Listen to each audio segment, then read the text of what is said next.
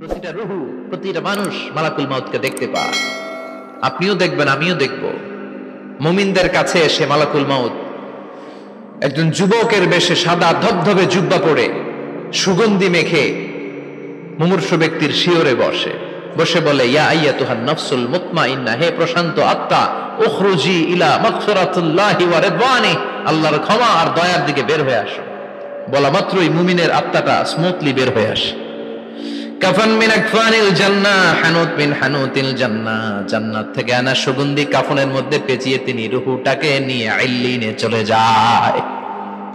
সরাসরি দেখে মালাকুল মাউতকে। আর যারা ইসলাম বিরোধী, কোরআন বিরোধী, তাদের সামনে এসে মালাকুল মাউত ত্রাস সৃষ্টি করে। আগে ধমক। হাইওয়েতে মাঝে মাঝে ডাকাতি হয় না? বাসগুলোর মধ্যে যখন ডাকাতি হয়, বাসে থাকে 50 জন, ডাকাত ঢুকে 5 জন। এই 5 জনের ভয়ে সবগুলো পেশাব করে দেয়, কারণ ত্রাস সৃষ্টি করে। এসেই চাইনিজ কুড়াল দিয়ে আগে কুবায় দেয় 4-5 জনের। রক্ত দেখে কি দেওয়ার সব আগে রেডি করে রাখে। মালাকুল মাউত এসে কাফের, নাস্তিক, মুশরিকদের সামনে সেরকম একটা ত্রাস সৃষ্টি করে।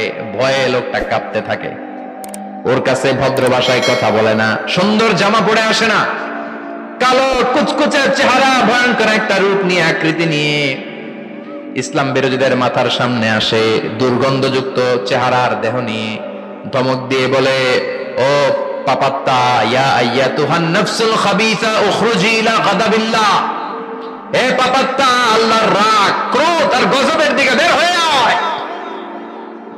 মুমিনের আত্মা বলার সাথে সাথে যেমনি মুমিনের দেহ থেকে বের হয়ে জান্নাতি কাফনের ভেতরে ঢুকে, কাফেরদের আত্মাও কি এরকম তাড়াতাড়ি বেরোতে চায় নাকি? কাফেরদের আত্মা বেরোতে চায় না। ডানে দৌড়, বায়ে দৌড়, সামনে দৌড়, পেছনে দৌড়, আহা, দৌড়াদৌড়ি করে। মালাকুল মাউত এটাকে টেনে হিচড়ে, একটা জীবিত ছাগলকে জবাই না করে তার চামড়া উল্টার দিকে টেনে হিচড়ে বের করলে ছাগলটা যত কষ্ট পায়, এর চেয়ে কমসে কম 70 গুণ বেশি কষ্ট দিয়ে কাফের, মুশরিক আর গাদ্দারদের রূহ কবজ করা হয়। আল্লাহ, এই পরিস্থিতি থেকে তুমি আমাদের বাঁচাও। মুমিনদের রূহ যেমনি কবজ হয়, ওইভাবে রূহ কবজের ব্যবস্থা করে দিও। ইমানের মৃত্যু নসিব করে দিও, শাহিদি মৃত্যু নসিব করে দিও। আমাকে শহীদ করে সেই মিছিলে শামিল করে নিও, যে মিছিলের নেতা মীর হামজা, খোবায়েবে খাব্বাব, আল্লাহর কাছে ছিল অতি প্রিয়, শামিল করে নিও। আমাকে শহীদ করে সেই মিছিলে শামিল করে নিও। পড়েন আমিন। আরো জোরে পড়েন আমিন। তার মানে বিমান দুর্ঘটনায় হোক, কিংবা লঞ্চ ডুবিতে হোক, কিংবা আগুনে পড়ে হোক, কিংবা আত্মঘাতী হামলায় হোক, যে যেখানেই মারা যায়, কবরের 3টা প্রশ্ন তার জন্য আছে না নাই? ইসলাম বিরোধীদের জন্য প্রশ্ন 3টা, আপনারা যারা মুমিন তাদের জন্য 4টা, আপনাদের জন্য একটা বেশি। আলহামদুলিল্লাহ কোন? কবরে এসে প্রথম প্রশ্ন করবে মুনকার নাকির যখন চলে আসবে, 40 কদম যখন আত্মীয় স্বজনরা লাশটাকে কবরের মধ্যে দিয়ে 40 কদম চলে যায়, তখনই ফেরেশতা চলে আসে। আহা, শেষ, সব শেষ। এসেই পরীক্ষা শুরু। মার রব্বুক, তোর রবের নাম কি? চিল্লায় বলেন, আমাদের রবের নাম কি? আমরা বলবো রব্বি আল্লাহ, আল্লাহ আমারে রব। দমে দমে তনু মনে তারি অনুভব। পড়েন, আল্লাহ আমারে রব। তোমার দুনিয়াতে আমি যেদিকে তাকাই, অথই নিয়ামতে ডুবে আছি সবাই। পাখপাখালির গানে শুনি তসবিহ কলো রব, তসবিহ কলো রব, আল্লাহ আমারে রব। প্রথম প্রশ্ন, তোমার রব কে? আমরা বলবো আমাদের রব আল্লাহ। দ্বিতীয় প্রশ্ন, ওমা দীনু, তোমার ধর্মের নাম কি? আমরা কি বলবো? তৃতীয় প্রশ্ন, বিশ্বনবীর চেহারা দেখিয়ে বলা হবে, আতারিফু হাদার রাজুল, এই লোকটারে চিনো নাকি? আমরা বলবো চিনি, আমাদের প্রাণের নবী, ঠিক কি না? চাঁদের চেয়ে সুন্দর তুমি নবী আমার কমলিওয়ালা, দু জাহানের বাদশাহ তুমি প্যারা নবী সাল্লে আলা, চাঁদের চেয়ে সুন্দর তুমি নবী আমার কমলিওয়ালা, ঠিক কি না? তিনটা প্রশ্নের যথাযথ উত্তর যখন দিয়ে দিলেন, আপনার জন্য অতিরিক্ত আরেকটা প্রশ্ন করা হবে, ওয়ামা ইলমুক, তোমার নলেজ কি? তিনটা প্রশ্নের উত্তর যে তুমি করতে পারলা, কিভাবে পারলা, কেমনে জানলা? নকল করে বলছো নাকি জেনে বুঝে আসছো? নকল হয় না? এখন তো পরীক্ষা চলতেছে বোধহয়। কি পরীক্ষা? এসএসসি পরীক্ষা। নকল হয়? কৃষ্ণপুরে নকল নাই না? এখন মনে হয় এগুলো একটু কমছে। একটা সময় ছিল অনেক নকল হইতো। পাঞ্জাবের ভিতরে নকল, পকেটে নকল, টুপির ভিতরে নকল, মৌজার ভিতরেও নকল, এমনকি মেয়েরাও নকল করে পরীক্ষার হলে আসে না নাই? স্কেলের মধ্যে লিখে নিয়ে যায়, হাতের মধ্যে লিখে নিয়ে যায়, ওড়নায় লিখে নিয়ে যায়, কাপড়ে লিখে নিয়ে যায়, আসে না নাই? ফেরেশতারা বলবে নকল করছো নাকি? কেমনে জানলা? তিনটা প্রশ্নের উত্তর তুমি কেমনে বললা? আল্লাহ তোমার রব, ইসলাম তোমার ধর্ম, এই লোকটা বিশ্বনবী, কেমনে চিনলা?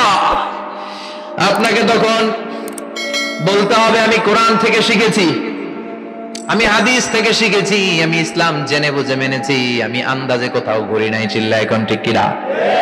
আপনাকে বলতে হবে, এজন্য শিখতে হবে, প্রতিনিয়ত ইসলাম সম্পর্কে জানতে হবে, আখের গোছাতে হবে, জীবনটাকে আলোকিত করতে হবে। চিল্লায় বলেন ঠিক কিনা? চারটা প্রশ্নই যখন হয়ে গেল, ফেরেশতারা বলবে আহলান ওয়া সাহলান ওয়া মারহাবান বিক, খোশামদেদ, কংগ্রাচুলেশন, খোশামদেদ, কংগ্রাচুলেশন, সব প্রশ্নের উত্তর তুমি পেরেছো। ফায়ুফসাহু লাহু কবরুহু ৭০ যিরান, আপনার কবরটারে ৭০ হাত লম্বা করে দেয়া হবে। ওয়া ইফতাহু লাহু বাবুন ইলাল জান্নাহ, আপনার কবর থেকে জান্নাতের দিকে দরজা খুলে দেয়া হবে। ওয়া ইলবাসু মিন লিবাসি আহলিল জান্নাহ, জান্নাতের দুইটা রেশমি কাপড়ের পোশাক এনে আপনারে পরিয়ে দেয়া হবে। আর বলা হবে নাম কানাও মিলা আরুস, ঘুমাও, sleep, you should get some sleep now, তোমাকে লম্বা সময় পরে দিতে হবে, ঘুমাও। কানাও মিলা আরুস, যেমনি বর বাসর রাতে আরামসে ঘুম দেয়, বাসর রাতে যেমনি বর কনেকে নিয়ে মধুর ঘুম দেয়, তুমিও ঘুমাও, কেউ তোমার ঘুম ভাঙবে না। মালাক ইসরাফিলের, কিয়ামতের জন্য ইসরাফিলের সিংহায় যে ফুৎকার আছে, ওই ফুৎকার ছাড়া কোনো কিছুই তোমার ঘুম ভাঙাতে পারবে না। আলহামদুলিল্লাহ পড়েন। আল্লাহ আমরাও যেন চারটা প্রশ্নের উত্তর দিয়ে লম্বা একটা ঘুম দিতে পারি, পড়ে না আমিন। ওয়াম্মাল কাফির ওয়া আহলুশ শিমাল, আর ইসলাম বিরোধী যারা, তাদের সামনে আসবে মালাকান আসওয়াদান আজরাকান, কৃষ্ণ বর্ণের দেহ, নীলাভ বর্ণের দুটো চোখ, গায়ের রং কালো, চোখের রং নীল, দেখতে কেমন লাগে? আলিফ লাইলার ভূতের মতো, কথা কন। গায়ের রং কালো, চোখের রং নীল। ফেরেশতা দুইটা আসবে, এসে ত্রাস সৃষ্টি করবে, এসে বলবে বল তোর রবের নাম কি? মার রব্বুক। ইসলাম বিরোধী মুশরিক, কাফের, নাস্তিক এরা বলবে আমি জানি না আমার রবকে, আমি জানি না, আমি তো আজীবন শুধু চেয়ার করেছি, মদ খেয়েছি, আমি ধর্ষণে সেঞ্চুরি করেছি দুনিয়ার বুকে, আমি টেন্ডারবাজি করেছি, চাঁদাবাজি করেছি, আমি মাস্তানি করেছি, আমার দাপটে এলাকার ইসলাম প্রিয়রা বাসায় ঘুমাতে পারে না। আমি ছিলাম টেন্ডারবাজ, আমি ছিলাম গডফাদার, সন্ত্রাসীদের লিডার, আমি ছিলাম ডন 1 2 3 সব, আমি ছিলাম ডনের ডন, আমি ছিলাম মাস্তান, রংবাজ, রব টপ কি আমি তো জানি না। লাদ্রি লাদ্রি, আমারে জিজ্ঞেস করো না। আবার প্রশ্ন করা হবে ওয়ামা দীনুক, তোর ধর্মের নাম কি? বলবে লা আদরি, আমার কোনো ধর্ম নাই, আমার কোনো ধর্ম নাই, আমি শুধু মৌজ মাস্তিতে ছিলাম, আমি আনন্দ ফুর্তি করেছি, ইসলাম নিয়ে আমার মাথা ব্যথা ছিল না, আজীবন ইসলামরে আমি বাস দিয়েছি। চিল্লায় বলেন ঠিক কিনা? ইসলাম বিরোধীদের সাথে ছিল আমার চলাফেরা, আমার সব সাঙ্গপাঙ্গ ছিল গুন্ডা বদমাশ, ইসলাম বিরোধী। রব কি, ইসলাম কি, এগুলো আমি জানি না, আমার এগুলো জিজ্ঞেস করো কেন? ধর্ম কি আমি জানি না, আমি কিচ্ছু মনে করতে পারছি না। 3 নাম্বার প্রশ্ন করা হবে আতারিফু হাদার রাজুল, দেখো তো এই লোকটারে চিনো কিনা? কয় না, চিনি না, তবে মনে হয় এই লোকটারে দুনিয়ার বুকে আমি গালি দিতাম, এই লোকটার বিরোধিতা করতাম, ব্লগের মধ্যে এই লোকটার ব্যাপারে কুৎসা রটনা করতাম, এই লোকটার কার্টুন বানিয়ে আমি হিংসা ছড়িয়ে দিতাম, এই লোকটার ব্যাপারে আমি এলাকার মধ্যে অপপ্রচার চালাতাম। ফেরেশতারা বলবে তাই, এই ছিল তো ডিউটি, দাঁড়া এখনই আমাদের খেলা শুরু, এখনই শুরু। ফায়ুতরাকু বিমাতারিক মিন হাদিদ, লোহার একটা হাতুড়ি দিয়ে মাথা থেকে পা পর্যন্ত পিটানো হবে, পিটিয়ে ওর গোশতের হাড্ডিগুলোকে থেতলে ফেলা হবে। ওয়ায়ুকালু লিল আরদি ইলতাইমি, কবরের দুই পাশের মাটিরে বলা হবে এবার দুই দিক থেকে তোরা চাপ দে। চাপ দেয়া হবে, ধাক্কা ধাক্কি করেও সে সুবিধা করতে পারবে না। মাটি আস্তে আস্তে আস্তে আস্তে দেহের দুই দিকে লেগে এমন জোরে দুইটা চাপ দিবে, ফাতাখতালিফা আদলাউহু, তার ডান পাশের পাজরের হাড্ডি বাম দিকে ঢুকে যাবে, বাম দিকের হাড্ডি ডানে চলে যাবে। বিশ্বনবী বললেন এই হাতুড়ি দিয়ে পিটানোর শাস্তি, কবরের চাপ দেওয়ার শাস্তি চলতেই থাকবে হাত্তাল কিয়ামা, কিয়ামত পর্যন্ত। আল্লাহ কবরের শাস্তি থেকে আমাদের বাঁচাও।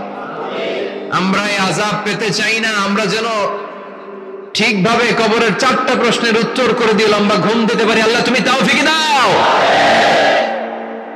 এজন্য আল্লাহ বললেন, গোলাম দুনিয়া নিয়ে পাগল হয়ে থাকো না। এই দুনিয়ার জীবন আসল জীবন নয়, আসল জীবন হলো কবরের জীবন। জোরে বলেন ঠিক কিনা? এই জন্য মাঝে মাঝে কবরে যাবেন, কবরস্থানে দাঁড়িয়ে চিন্তা করবেন এই জায়গায় আমারও আসতে হবে। দিন যাবে, রাত আসবে, বৃষ্টি হবে, শীত আসবে, কেউ আমার দেখতে আসবে না, একা থাকতে হবে। একা, বড় একা, অন্ধকার, বড়ই অন্ধকার। ওই কবরের জীবনের সামান গোছানোর দরকার আছে না নাই? ওই কবরে সুখে শান্তিতে থাকতে চাইলে নামাজ পড়ার দরকার আছে না নাই? কোরআন পড়ার দরকার আছে না নাই? ছেলে মেয়েগুলোরে মানুষের মতো মানুষ করার দরকার আছে না নাই?